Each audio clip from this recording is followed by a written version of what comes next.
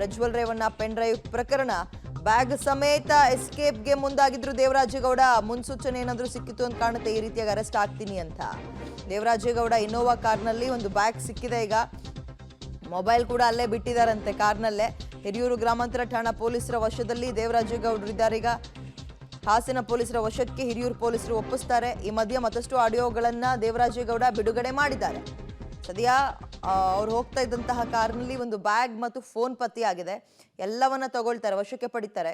ಸಾಧ್ಯ ಆದ್ರೆ ಫೋನ್ನ ರಿಟ್ರೀವ್ ಕೊಡೋ ಸಾಧ್ಯತೆ ಕೂಡ ಇದೆ. ಯಾರ್ಯಾರಿಗೆ ಕಾಲ್ ಮಾಡಿದ್ರು, ಏನು ಹುನ್ನಾರ ಇತ್ತು ಇದರ ಹಿಂದೆ, ಒಂದು ಪೆನ್ ಡ್ರೈವ್ ಆಡಿಯೋ ವಿಚಾರದಲ್ಲಿ, ಪ್ಲಸ್ ಇವರಿಗೆ ಯಾವುದೋ ಒಂದು ಸೈಟ್ ವಿಚಾರಕ್ಕೆ ನಾನು ಸರಿ ಮಾಡ್ಕೊಡ್ತೀನಿ ಎಲ್ಲವನ್ನೂ ಅಂತ ಹೇಳಿ ಯಾವುದೋ ಒಬ್ಬ ಮಹಿಳೆಗೆ, ಸಂತ್ರಸ್ತ ಮಹಿಳೆಗೆ ಫೋನ್ನಲ್ಲಿ ಲೈಂಗಿಕ ಕಿರುಕುಳ ಕೊಟ್ಟಿದ್ರು, ಹೆದರಿಸ್ತಾ ಇದ್ರು, ಬೆದರಿಸ್ತಾ ಇದ್ರು ಅಂತ ಆಕೆ ದೂರು ಕೊಟ್ಟಿದ್ದಾಳೆ.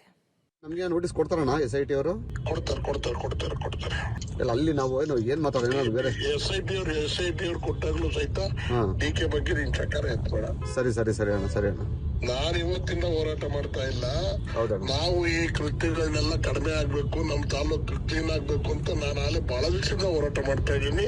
ನನ್ನ ವಿಡಿಯೋ ಬಿಟ್ಟಿರೋದು ಇವತ್ತೇನು ಬಿಟ್ಟಿದ್ದೀನಿ, ನನ್ನ ಫೇಸ್ಬುಕ್ ಅಲ್ಲಿ ಎಲ್ಲ ನಾನು ಹೋರಾಟ ಮಾಡಿದ್ದೀನಿ, ಕೋರ್ಟ್ ಅಲ್ಲೂ ಹೋರಾಟ ಮಾಡಿದ್ದೀನಿ. ಅವ್ರ ವಿರುದ್ಧವಾಗಿ ಈಗ ಬಿಟ್ಟು ಚರ್ಚೆನೇ ಇಲ್ಲ ಅಂತ ಹೇಳಿ. ಸರಿ ಆಯ್ತಣ್ಣ.